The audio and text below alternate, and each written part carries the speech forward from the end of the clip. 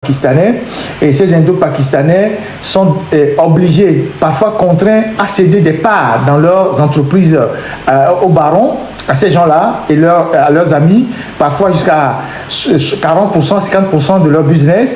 Et c'est pour ça que vous voyez des sociétés comme Sames qui ont pris le contrôle de toute la distribution au Togo avec leurs filiales comme champions sans que personne ne les inquiète. C'est parce que ces gens-là, ces Indo-Pakistanais, ou parfois ces juifs, parfois c'est des juifs, par exemple les gens de Champion, c'est des juifs libanais, ces gens-là, ils ont des réseaux et nos autorités sont dans leurs affaires, ils sont dans leur business parce que les autorités togolaises ont des moyens de pression sur eux, soit par le fisc, soit par la Caisse nationale de sécurité sociale, sur les questions de déclaration des employés et tout ça.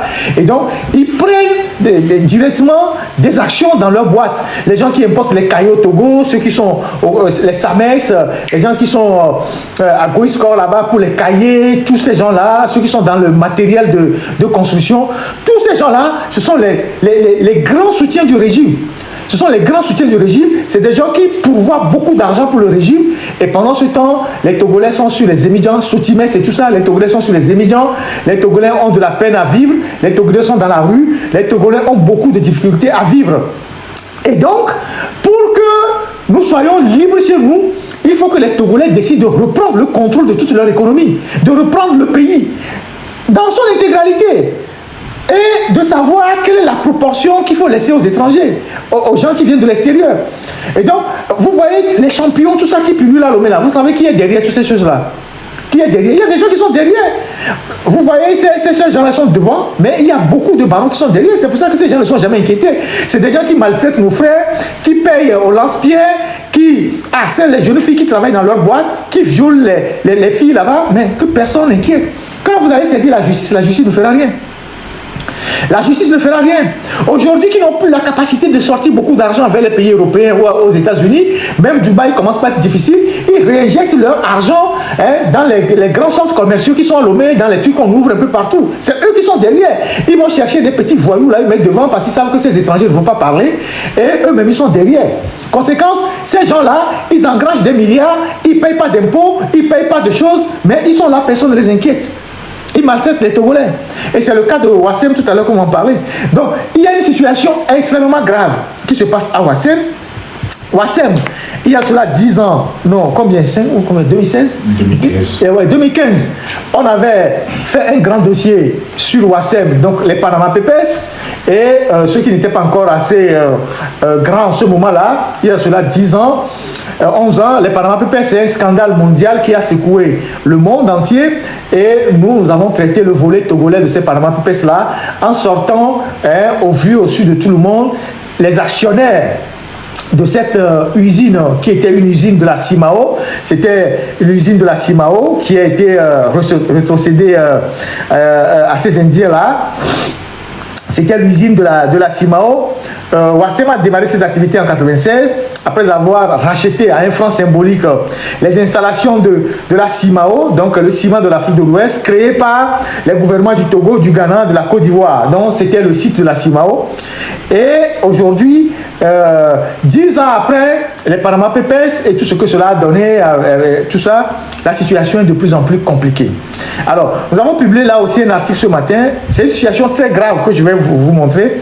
Et comme je suis un peu fatigué, je vais lire l'article et faire des commentaires et la technique va projeter les images. Donc, les ouvriers de Ouassem, après les Panama Papers, il y a 6 ans, il y a eu une explosion là-bas à Tablibo qui a tué plusieurs ouvriers et les Indiens ont pris l'engagement d'améliorer les conditions de travail de ces ouvriers. Mais depuis, rien n'a été fait. Et la situation ne cesse de se dégrader, non seulement à Ouassem, mais aussi à Skantogo. Skantogo, c'est le groupe Edelberg, mais Ouassem, c'est pour les Indiens. Et ce sont les mêmes Indiens là qui sont allés créer la cimenterie au Ghana là-bas. Et vous avez le train qui pollue la ville de Lomé là et qui passe avec le clinker pour aller au Ghana, dans l'usine des Indiens qui est de l'autre côté de la frontière. C'est le même réseau. Donc, voilà. Je lis l'article et je fais les commentaires. Togo, quand le sang et la sueur des Togolais enrichissent les Indiens. Donc, le titre est bien choisi.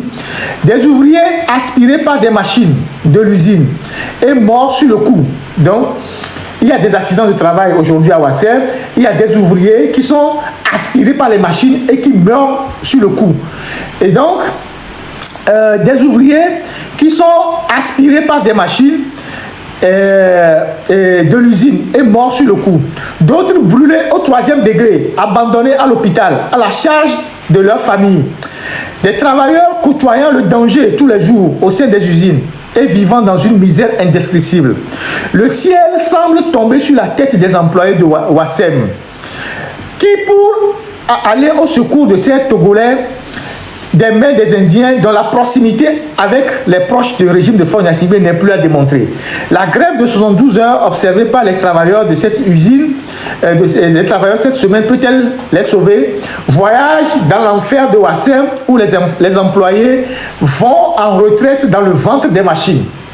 Donc, les employés de Ouassem ont fait une grève cette semaine de 3 jours, de mercredi à vendredi, pour protester contre tout ce qui se passe là-bas, dans l'usine de ces Indiens, des accidents de travail, des blessés, des morts, les conditions de travail. Vous voyez sur la photo, ce jeune homme-là, il a été brûlé au 3e degré à l'usine de Ouassem, et aujourd'hui, il est totalement abandonné, totalement à la charge de sa famille. Ça peut être ton frère, ça peut être ton cousin, ça peut être ta cousine, je ne sais pas, ton cousin, ça peut être un membre de la famille de n'importe qui parmi nous, que tu sois proche de UNIR, opposant, activiste, non activiste. Le monsieur que vous voyez sur le lit là, et qui a été brûlé au 3e degré à l'usine de Ouassem, où on ne leur donne pas suffisamment le matériel pour travailler, où on les oblige à faire des choses impossibles et qui meurent d'accident de travail. Ça peut être le frère de tout le monde parmi nous, de n'importe qui parmi nous. De n'importe qui parmi nous. Donc lui, il est actuellement abandonné à lui, 3e degré, brûlé au corps, totalement. Vous le voyez, c'est un mort vivant que vous voyez sur la photo. Ils ont donné un peu de moyens et puis après ils l'ont abandonné. Donc le droit du travail est violé au Togo, rien n'est respecté et les gens sont en train de mourir comme ça dans les usines qui produisent du ciment et qui enrichissent certains individus. Il faut aller sur YouTube pour voir ça. Donc, le plus jamais ça, lancé par les autorités togolaises et des responsables de cette entreprise n'est visiblement qu'une feuille morte, emportée par le vent. Cet accident regrettable qui aurait pu être évité, qui a coûté la vie à 6 personnes, donc c'était dans les années, il y a 6 ans, endeuille de nombreuses familles et n'a pas servi de leçon aux Indiens. Plus de 11 ans après les mêmes pratiques qui ont entraîné le drame court au sein de l'entreprise, les accidents de travail se multiplient, faute de mesures de sécurité. Voilà l'usine, on projette les images de l'usine en même temps. L'usine de Ouassem a démarré, voilà, machin. Aujourd'hui, ce sont des Togolais qui font tourner l'usine à 90%. Mais travaillent dans des conditions difficiles et inhumaines. Salaire dérisoire. La plupart de ceux qui n'ont pas Bac+, sont payés au SMIC. Donc, à Ouassem, tous ceux qui n'ont pas un Bac+1, Bac+2 sont payés au SMIC. Donc, 52 000, le SMIC c'est quoi? C'est 52 500. Donc, la plupart de ceux qui n'ont pas un Bac+1, Bac+2, les Indiens le payent au SMIC, mais pour des travaux assez difficiles. Donc, 52 500. Ah oui, 52 000. Ils ne sont pas déclarés à la Caisse nationale de sécurité. On sait comment la dame de la Caisse nationale de sécurité poursuit les hôpitaux, les petites cliniques à Lomé, mais quand il s'agit des grosses boîtes, on ne les voit pas parce qu'ils ont des intérêts dedans. Quand il s'agit des champions, des grosses boîtes qui exploitent les Togolais, on ne les voit jamais. Parce que dans ces usines-là, dans ces groupes-là, eux-mêmes, ils ont des intérêts dedans. Lorsque les travailleurs essaient de réclamer leurs meilleures conditions de vie et de travail, leurs propres frères togolais, en l'instar de se mettent en complicité avec les Indiens pour saper les efforts des travailleurs. Les travailleurs togolais souffrent à Ouassem. Ils font tout le travail, mais perçoivent des salaires de misère, indique un membre du syndicat des travailleurs de la boîte. Les ouvriers travaillent près des machines dont les températures sont entre 1000 et 1500 degrés. Donc, les ouvriers, comme il faut broyer le clinker et tout ça pour produire le ciment, les ouvriers travaillent auprès des machines dont les températures sont à 1000 à 1500 degrés. Mais imaginez, ici il fait 35 degrés. On n'arrive pas à supporter. À Lomé, quand il fait 30 degrés, c'est impossible de supporter. Mais ici à Ouassem, les ouvriers travaillent auprès des machines qui font 1000 à 1500 degrés. Mais ils n'ont pas les équipements nécessaires, le matériel de protection adéquat. On leur donne du matériel, mais ce n'est pas du matériel adéquat. Donc, les accidents de travail sont vite arrivés. Les dispositifs de sécurité des travailleurs sont quasi nuls. Les dispositifs de sécurité des travailleurs sont quasi nuls. Dans une usine où les employés sont confrontés à la poussière. Donc, quand vous travaillez dans une cimenterie, c'est tous les jours, c'est la poussière. Donc, sont confrontés à la poussière, il leur faut un matériel de protection minimum, particulièrement les cache-nez. Là aussi, ils ont de la peine à leur distribuer régulièrement des cache-nez. On leur donne des cache-nez artisanales. Vous avez vu pendant la Covid là, les cache-nez que les couturières et les tailleurs faisaient là. C'est ça que les Indiens leur donnent.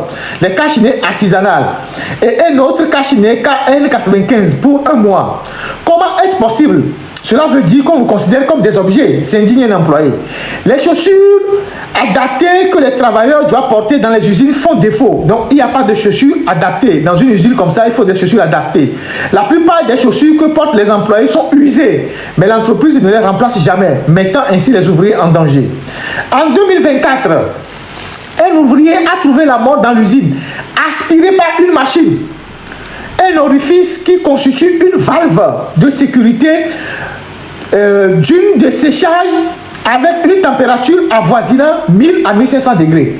Donc vous imaginez qu'un ouvrier soit aspiré par une valve de la machine.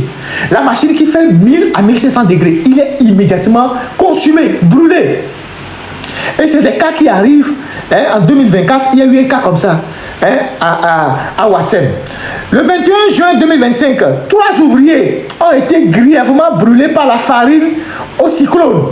Donc, la farine au cyclone au sein de l'usine.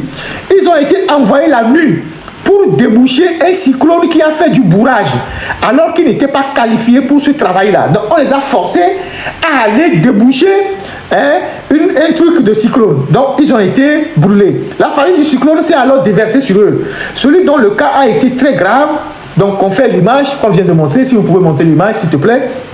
Celui dont l'image est grave, voilà, celui qui a été brûlé par la farine de cyclone, ou je ne sais pas comment ils appellent ça, voilà, débouché un cyclone, donc il a été brûlé par la farine, a été laissé à l'hôpital, souffrant entre les mains de sa famille. Il n'a pas les moyens de s'occuper de lui. Donc voilà celui qui est un de ceux qui a été brûlé. Ils étaient 3. C'est celui qui a été brûlé au 3e degré. En plus de cela, il existe au sein de l'usine un harcèlement moral. Les travailleurs font l'objet d'injures, de traitements inhumains dégradants, des tortures psychologiques de la part des responsables indiens. Un certain John, qui est le manager général, est pointé du doigt dans ce domaine. Lui, il se croit tout permis sur le Togolais. Il a réussi à faire partie tous ceux qui n'arrivent pas à supporter ces harcèlements quasi quotidiens. Risque sanitaire. Au sein de l'usine, les travailleurs ont difficilement accès à l'eau potable. Donc, à l'usine de Ouassem, il n'y a même pas suffisamment d'eau potable pour les ouvriers. Ils payent l'eau. Les sanitaires sont devenus des porcheries. On a monté les sanitaires tout à l'heure, si vous pouvez voir. Les sanitaires sont devenus des porcheries. Dans l'enceinte de l'usine et aux alentours, il y a des flaques de fuel. Donc l'usine déverse des fuels. Voilà les sanitaires au niveau de Ouassem. Donc, il y a des flaques de fuel qui coulent des machines et qui forment des petits lacs. Donc, tout autour de l'usine de Ouassem, il y a des petits lacs de carburant. Ce sont des déchets des huiles usées qui se déversent dans la nature, dans la localité, dans les champs des cultivateurs. Donc, des petits lacs qui sont formés. Donc, c'est des dégradations sur le plan environnemental. On a un ministère de l'Environnement. Je pense que ça vaut le coup pour que le ministère de l'Environnement envoie ces équipes-là pour aller voir les dégâts que Ouassem fait à l'environnement là-bas à Tabligo. À certains endroits, le fuel coule jusque dans les champs des populations, ce qui constitue un danger pour les cultures des pauvres paysans. Ces lacs de fuel, selon les employés, sont un risque de maladie pour les familles, les paysans. À cela s'ajoute la poussière qui provient de l'usine et qui se répand dans tous les villages alentours. Donc à Tabligo, vous avez la poussière qui sort de l'usine et qui rentre dans tous les villages environnants. Alors que des dispositions pouvaient être prises pour empêcher cela. Privilège aux Indiens qui sont débarqués à Lomé.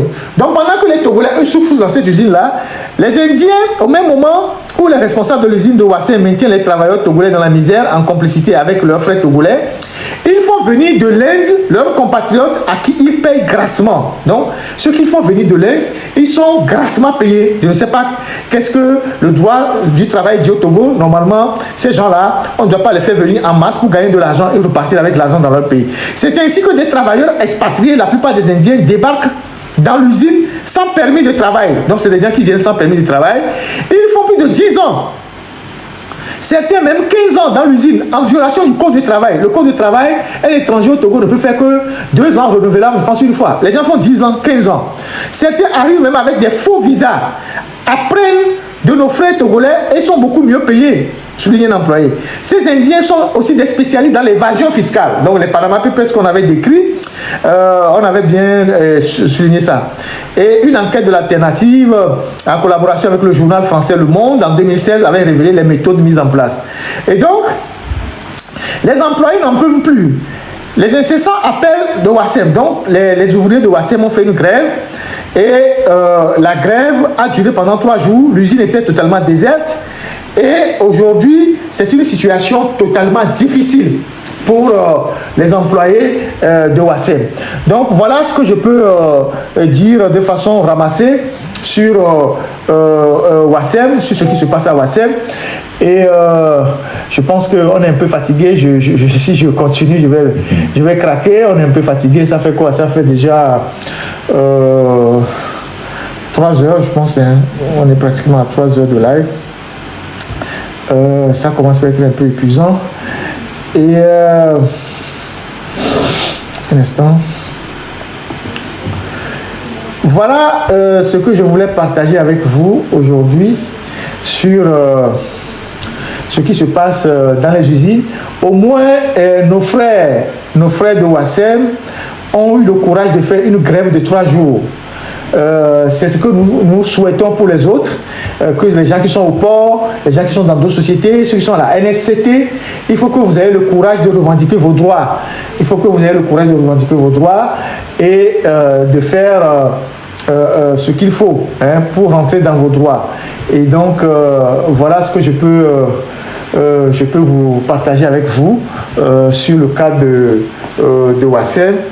Et j'espère que il y a des mesures qui seront prises pour soulager nos frères et sœurs qui travaillent dans ces structures-là et qui payent, qui payent difficilement et qui sont difficilement payés. Voilà quoi. Donc, je ne sais pas s'il y a des questions auxquelles je dois répondre. Et je ne sais pas si je peux répondre à certaines questions. S'il n'y a pas de questions, on est vraiment épuisé à cause de la chaleur, franchement. Voilà, il y a un live qui sera fait par des compatriotes tout à l'heure sur TikTok. Par monsieur Steve Nyatepeko Paradis. Révolution spirituelle, c'est pour prier pour le Togo. Donc ils feront un live tout à l'heure. Ils appellent ça une journée mondiale de la paix pour les peuples, les premiers peuples, les peuples d'Afrique, avec le peuple togolais. Donc il y a un live de prière. Il y a aussi la pétition lancée contre Zygman qui est sur la toile, qu'il faut aussi aller signer. Donc il y a ce live là. Je vous invite à aller les accompagner dans ce live là. Il faut que les Togolais signent. Voilà, on dit celui qui bonjour monsieur le journaliste, je suis tombé sur votre publication tout à l'heure concernant les accidents de Ouassem. Celui que vous avez publié, sa photo se nomme Seigneur Simon, c'est mon ami. Il fait plus d'1 an à l'hôpital. Aidez-le afin que les bonnes volontés puissent le soutenir. Donc celui qui est brûlé là, il s'appelle Seigneur Simon. Donc il fait plus d'1 an à l'hôpital, abandonné par les Indiens. Donc non, celui qui est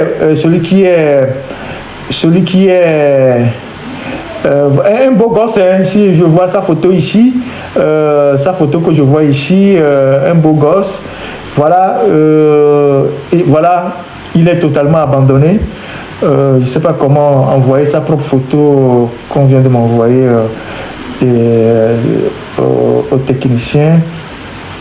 technicien, je t'envoie sur l'autre numéro sa photo. Donc il est brûlé au 3e degré, il est à l'hôpital depuis 1 an, abandonné par les fameux Indiens et l'État togolais. Parce que c'est la première fois que on voit un pays qui abandonne ses fils dans les mains des esclavagistes. Technique, je t'ai envoyé ça sur le numéro, l'autre numéro. Le numéro, voilà. Donc c'est ce monsieur qui est à l'hôpital, totalement abandonné par les Togolais, par les Indiens plutôt, par les Indiens. Et c'est dommage, hein? C'est dommage ce qui nous arrive. Il s'appelle Seigneur Simon. Voilà le jeune. Voilà le jeune qui est abandonné, et qui est sur la photo, et qui est à l'hôpital depuis. Voilà, c'est lui. Et voilà. Voilà, c'est la même personne. Vous voyez? Il a été brûlé au 3e degré. Et il est à l'hôpital depuis 3 ans, totalement abandonné par les Indiens. Voilà ce que le Togo est devenu, un enfer pour ses propres enfants. Donc, voilà, je pense qu'on va arrêter le live ici. On va arrêter le live ici. Je ne sais pas s'il y a d'autres lives qui sont programmés. Il y a ce live de réveil spirituel que j'ai dit tout à l'heure d'aller rejoindre M. Steve Nyatepeko sur TikTok. Je ne sais pas s'il y a d'autres lives. Voilà, je vais lire certains messages rapidement.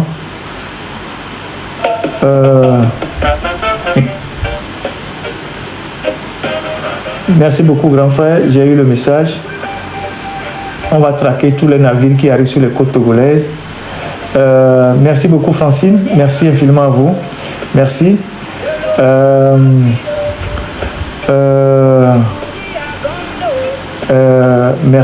Merci infiniment. Je vais voir sur WhatsApp s'il y a des gens. Voilà, donc il faut aller signer la pétition contre ce monsieur Zygman. Il y a le lien de la pétition sur des pages de Kalas Kalas et tout ça, et Lolita. Il y a certainement d'autres lives qui seront faits tout à l'heure. Vous pouvez les rejoindre. Et voilà ce que je peux dire pour vous, ce qu'on peut faire aujourd'hui. Et j'espère que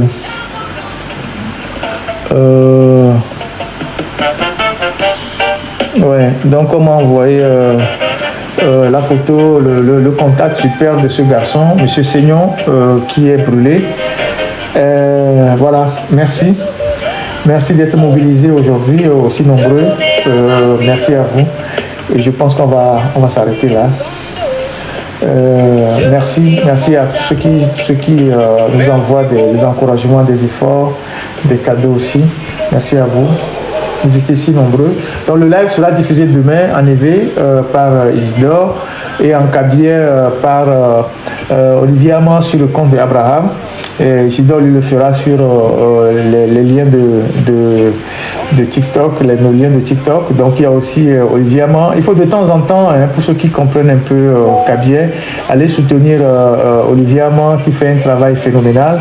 Vous savez, ce petit boulot que nous faisons là, ça fait bouger énormément des lignes. Vous ne pouvez pas imaginer, aujourd'hui, avec nos sensibilisations, le front social est en train de se réveiller. Les corps intermédiaires sont en train de se réveiller. Les gens commencent à prendre de plus en plus conscience de la gravité de ce que nous vivons et de ce que nous traversons. Et c'est ça qui inquiète. Et il y a beaucoup même de barons qui aujourd'hui sont désabusés. Et je sais aussi qu'il y a beaucoup d'enfants de barons qui suivent les émissions de nos lives et qui sont conscients que leurs papas ont été à leur limite. Ils n'ont rien fait pour le Togo. Les enfants aujourd'hui, certains enfants de barons ont le courage de critiquer leurs parents en disant mais vous n'avez pas fait grand chose papa, vous n'avez pas fait grand chose. C'est vrai que c'est la politique, mais vous nous envoyez à l'extérieur, on vous envoie aux États-Unis, en France, au Canada, on voit des choses que vous auriez pu faire au Togo. Donc il y a beaucoup beaucoup de gens qui aujourd'hui sont en train d'être sensibilisés, d'être conscientisés par le travail que nous sommes en train de faire. Et je pense, et je crois fermement que c'est une machine qui est en train d'avancer. Et on voit, au regard de tous les courriers qui m'arrivent, les informations qui m'arrivent, les courriers qui m'arrivent, on voit bien que beaucoup de gens se réveillent. Si aujourd'hui les gens ont le courage au port autonome de Lomé d'envisager de faire des grèves, les gens ont le courage...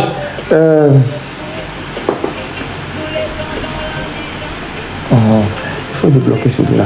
Et les gens ont le courage de commencer par revendiquer à visage découvert leur truc. Il faut savoir que c'est tout le travail qu'on est en train de faire qui aboutit à tout ça. Et donc, je vous prie vraiment, il faut qu'on continue. Il faut qu'on continue à faire ce travail-là. Et je suis convaincu que, et nous sommes convaincus que un matin, les Togolais prendront leurs responsabilités. Le pouvoir le sait. C'est pour ça qu'ils sont très réfractaires. C'est pour ça qu'ils investissent beaucoup d'argent pour faire de la contre-communication. C'est pour ça que, puisqu'ils n'ont pas d'argument, ils ne font qu'insulter les gens. Et donc, je crois savoir que tout va évoluer dans le bon sens. Donc, courage à nous tous et mettons-nous au travail sérieusement. Intensifions les sensibilisations, parlons à nos frères, parlons surtout aux militaires. Il y a beaucoup de militaires qui sont dans des situations déplorables, beaucoup qui désertent. L'armée aujourd'hui n'est plus une institution qui fait rêver. Il y a beaucoup qui pensent quitter l'armée parce que rien ne marche. Et donc, tous ces gens-là, nous devons les ramener de notre côté, nous devons les conscientiser, nous devons leur parler tous les jours pour qu'ils comprennent que la lutte que nous faisons, c'est une lutte pour tous les Togolais, ou pour le bien de tous les Togolais. Donc, voilà. Merci beaucoup à la technique, merci à vous tous. Et on se retrouve dimanche prochain pour le dernier live du mois. Et puis après, on partirait en pause. Merci. Salut à tous ceux qui sont en prison, les Madame Nyakade, les Jean-Paul Omolou, les Tayo, tous ces gens qui sont en prison, qui sont derrière les liens de la, qui sont dans les liens de la détention. On ne les oublie pas. On va, le dimanche prochain, on fera un live encore sur les prisonniers. On va encore parler de leur cas. Aujourd'hui, on est suffisamment fatigué. Il y a une canicule ici qui nous fatigue. Et donc, on va devoir mettre fin au live. Merci. Technique, on peut clôturer. Surtout avec beaucoup d'arrogance, de Sokone à Mango, de Lomé à Bafilo. Merci aussi au frère qui m'a envoyé la chanson. C'est celui qui a composé la chanson de Madame Nyakade. C'est lui qui m'a envoyé encore cette chanson. Il se reconnaît. Merci pour... merci beaucoup. Merci aussi au doyen Raoul pour... j'ai vu. Merci pour les éloges. Merci beaucoup. Merci infiniment.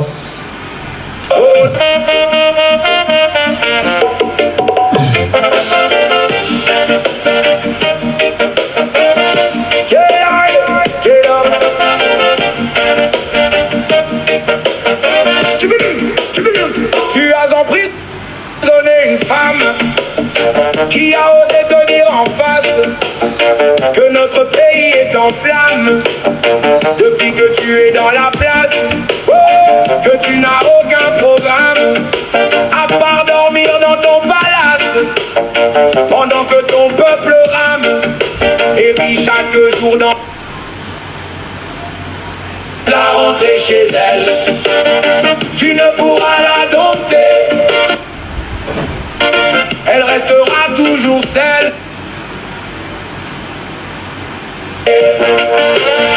Laisse-moi la dompter, elle restera toujours celle que l'on appelle Nyakade. Elles porteront cette oriflamme que tu prends pour une menace et qu'elle brandit comme une arme, car elle fut chef de tes bidasses. Tu ne peux emprisonner son âme, elle est devenue l'égérie de la masse, celle qui nous invite sur le macadam, forte comme 10 soldats pleins d'audace. Oh, laisse-la rentrer chez elle, tu ne pourras toujours celle que l'on laisse-la rentrer chez elle. Merci. Tu ne pourras la dompter. Merci à vous. Elle restera toujours celle que l'on appelle Niakade. Laisse-la rentrer chez elle, elle est forte comme du Vidas. Je laisse-la, tu n'auras que son corps mais pas son âme, car elle t'a déjà kata. La fille de Papa Niakade, elle est dure comme du fer. Laisse-la rentrer chez elle, on a tous vu qu'elle t'a sacba.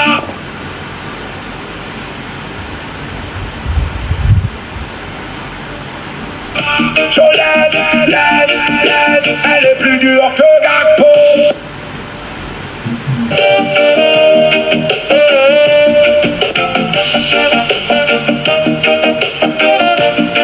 Notre adresse est l'alternative24 gmail.com.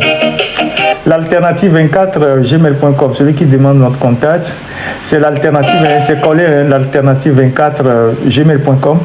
On reçoit beaucoup de mails par là et puis bon, il y a toute une équipe qui essaie de lire les mails et de répondre si besoin en est. On sait aussi qu'il y a des messages bizarres qui arrivent.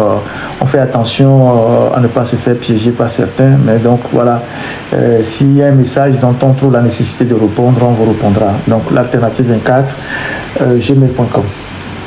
Merci à vous tous et à plus tard.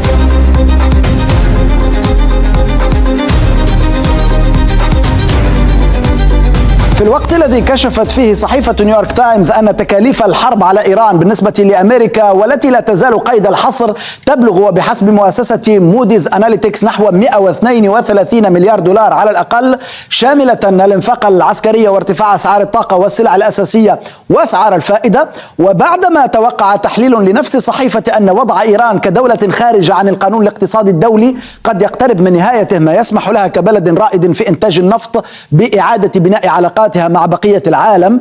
أوحت منشورات إسرائيلية أرفقت بمقطع مصور أن إيران لا تكترث لأي أرباح قد تجنيها من الاتفاق، بل إن كبير مفاوضيها رئيس البرلمان الإيراني محمد باقر قليباف أضرم النار في العلم الأمريكي، وهتف البرلمان بأكمله بالموت لأمريكا. هذا بينما يقول ترامب هناك عاقلون في النظام الآن. ينتهي المنشور بعبارة بالتوفيق لهم. نشاهد الفيديو ثم نعود للتعليق على منشور التوفيق.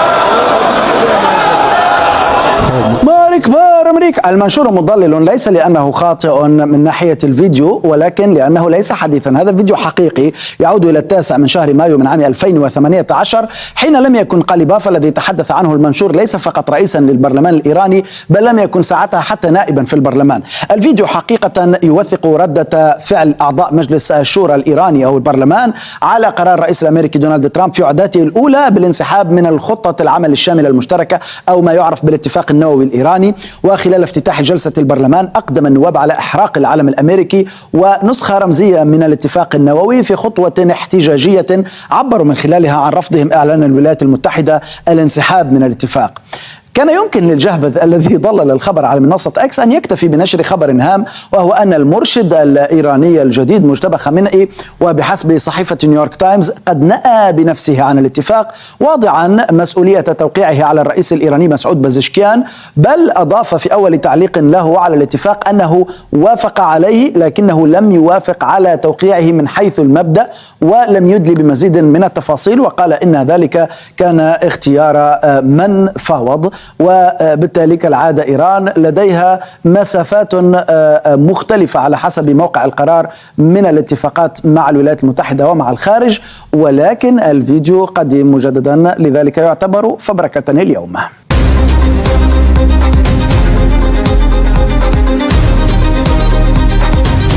نبقى في إيران. الخبر التالي يدور حول المرشد علي خامنئي الذي اغتيل في اليوم الأول من الحرب الأمريكية الإسرائيلية على إيران.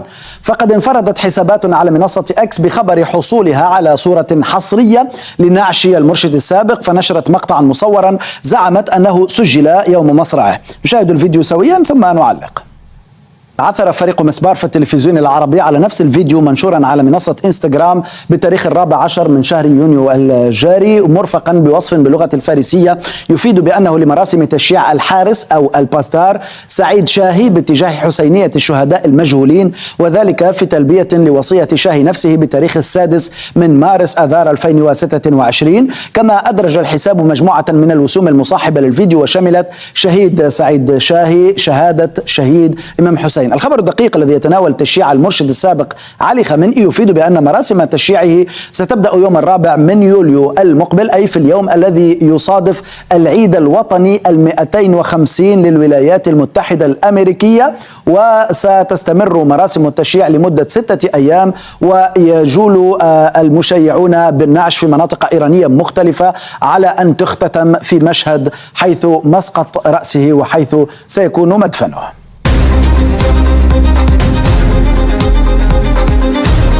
كلمة ميني مش عربية، لكن الحقيقة اخترنا أن نعنون بها ميني حرب فعلا. منذ ذلك اليوم الذي أعلن فيه الرئيس الأمريكي الذي لا يعرف له موقف ثابت أو خطة محكمة أو حكيمة كبير المهزومين بأنه تحدث مع الرئيس السوري أحمد الشرع من أجل مواجهة حزب الله، حتى فاض علينا المتفسبكون الإسرائيليون بدورهم على صفحاتهم ينثرون مشاهد معارك حامية الوطيس. وجديد هذه المشاهد مقطع مصور مع خبر يقول: تسمع أصوات اشتباكات قرب قرية الطفيل اللبنانية على الحدود السورية وسط ترجيحات بأنها بين ميليشيات الجولاني وحزب الله. انت واخد بالك من عبارة وسط ترجيحات؟ شفت الدقة؟ حساب يتوخى الموضوعية ولا يجزم لأنه حساب مفبرك متطور. شوف يا سيدي، ترجيحات على وزن خبريات على وزن فبركات، لكن لما نقول فبركات فإن مسبار بالمرصاد للفبركات. سنشاهد الفبركة، أقصد الفيديو، ثم آتيكم بالخبر اليقين عن الميني حرب.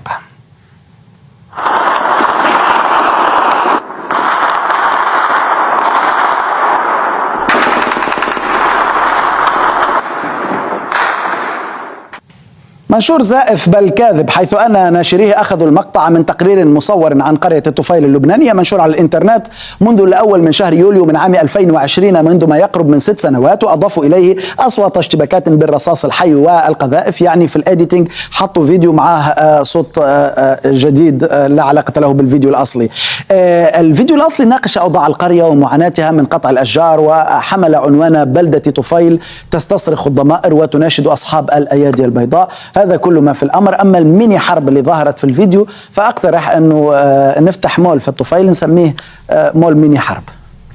ضحك.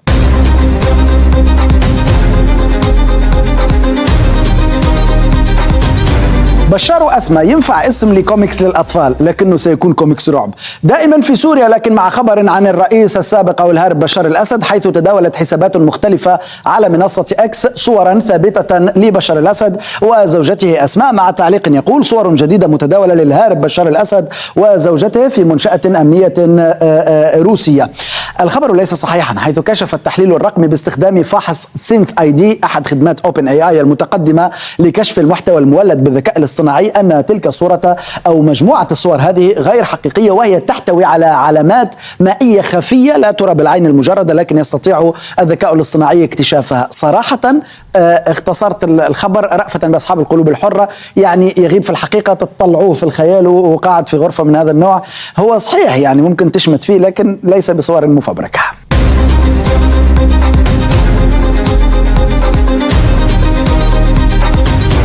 نشرت حسابات على مواقع التواصل الاجتماعي مشاهد ادعت أنها توثق استقبال السعودية للقائم بأعمال السفارة الإيرانية بحفاوة وترحيب خلال زيارة حديثة أجراها إلى المملكة. وطبعا عزت هذه الحسابات ما يظهر من حفاوة في الفيديو إلى القوة، إذ يقول الحساب: عندما تكون قويا يحبك الجميع.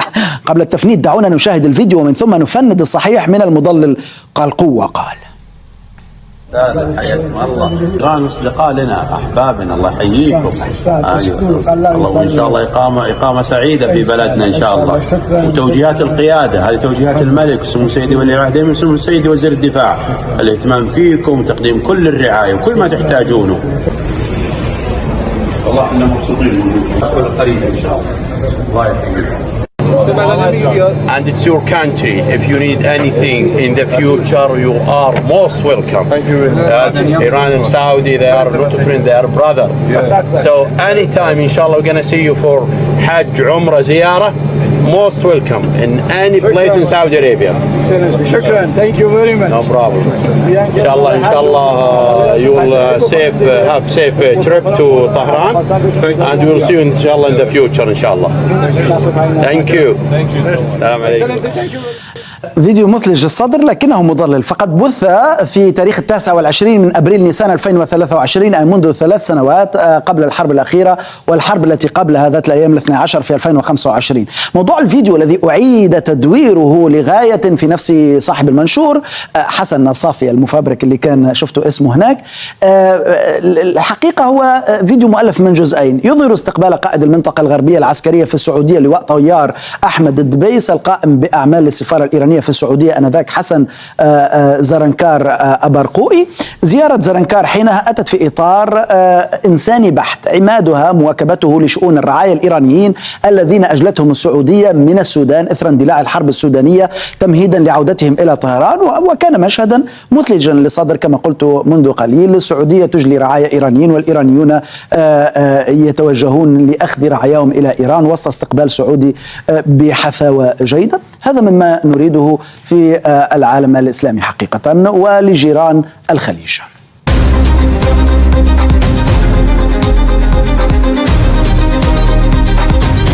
خارج أي سياق ودون مقدمات اشتعلت صفحات وحسابات سودانية بمقطع مصور مع خبر غريب عجيب يقول: مشاهد من تشييع جثمان شهداء الوطن الذين استشهدوا غدرا جراء العدوان المصري داخل الأراضي السودانية. سنشاهد الفيديو ثم نبين حقيقة الأمر باختصار. إلا الله لا إله إلا الله اللهم له الرحمة والمغفرة.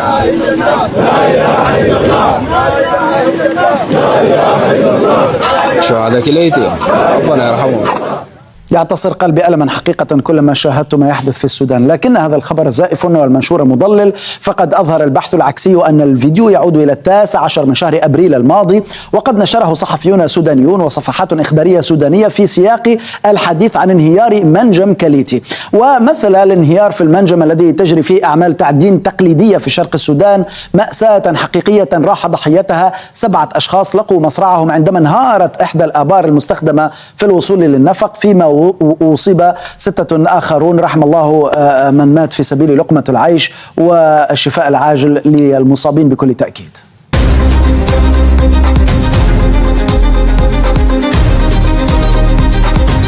زغرتي انشراح، اللي جاي أحلى من اللي راح. نصل إلى العرس الرياضي، يعني كأس العالم لكرة القدم، ولكن من زاوية حزينة نوعا ما، حيث روجت حسابات أجنبية معظمها ناطقة باللغة الإسبانية لمقطع مصور مع نص يقول: لفتة رائعة وقادرة على تجهيز إيران، خرج الاختيار الوطني الإيراني إلى مونديال 2026 بحقائب مدرسية تكريما ل 175 فتاة قتلن في ولاية ميناب.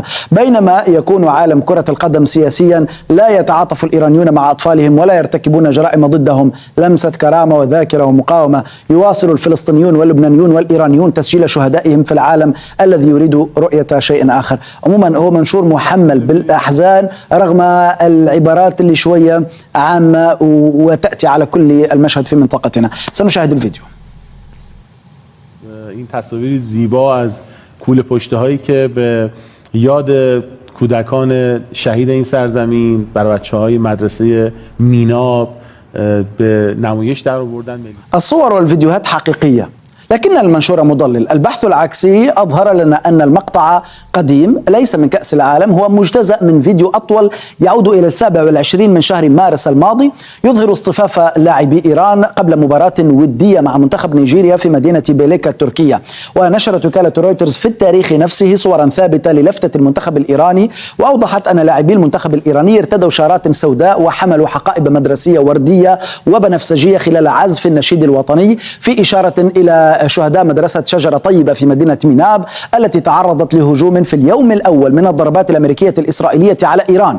وقد أثبت فريق مسبار في تقرير معمق له يمكنكم مراجعته على وسائل التواصل الاجتماعي الخاصة بالتلفزيون العربي أن المدرسة المذكورة قد تعرضت حينها للصواريخ الأمريكية بشكل مباشر، ما يتفق مع تقارير وسائل إعلام أمريكية مرموقة أفادت بنفس الأمر، وأنه كان استهدافا لفتيات ومعلميهم في مدرسة للأطفال في أول يوم من العدوان الأمريكي الإسرائيلي على إيران.